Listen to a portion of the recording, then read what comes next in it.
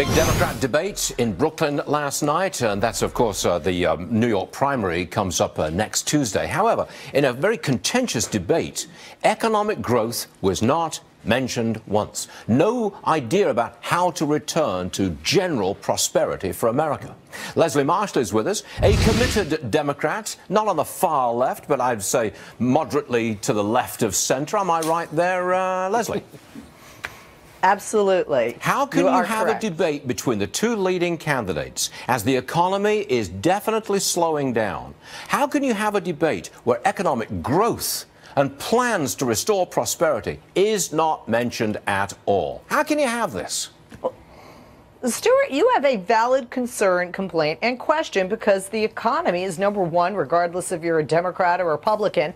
But remember, last night was not a general election debate. This is a primary debate. And what we saw was a catfight between two people that very much want and need the votes in the state of New York within their party, the Democrats, and had to poke holes in the strengths of each other's campaigns. And that's why you constantly would hear Hillary Clinton talking about Bernie's ideas are great, but he can't get any laws passed with regard to them. Look, both of them want to raise taxes, spend a whole lot more money, and they don't care about the debt. Now, I don't think that is a recipe for economic growth. Can you tell me that it is?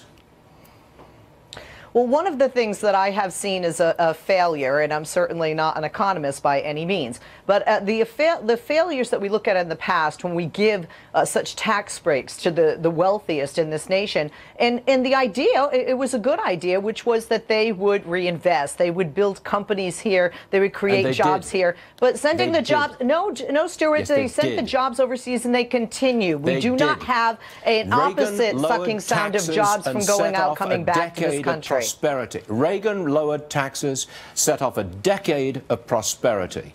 George W. Bush lowered taxes and set off 48 straight months of job growth and debt reduction. That's what he did. That's what tax cuts did. You can't fool around with the facts here. That happened. I'm not fooling around with the facts, but we also have to look at the lack of reinvestment economically in our own economy, because there was not the job creation there could have been with those breaks. There was not the creation of products, goods, and companies here, but rather in countries like Mexico, China, India, Bangladesh. There were investments in Turkish bonds, not in American infrastructure, not in American jobs, and certainly not in consumerism with products that are made in America, or the ability with plants to build and create more jobs made in America. Totally wrong. I'm totally wrong. All right, Leslie, let's move on to Bernie Sanders. As you may know, he's visiting the Vatican today. He's commenting what he calls dirty energy. Watch this. There is no area where that is clearer than in the area of climate change. The greed of the fossil fuel industry is literally destroying our planet. The scientists are virtually unanimous. Climate change is real, and it is caused by human activity. It is already causing devastating problems all over this planet. And whether the fossil fuel industry likes it or not, we have got to transform our energy system away from fossil fuel to energy efficiency and sustainable energy. Well, all good stuff. Leslie, I'm sure you heard that. Do you have any comment?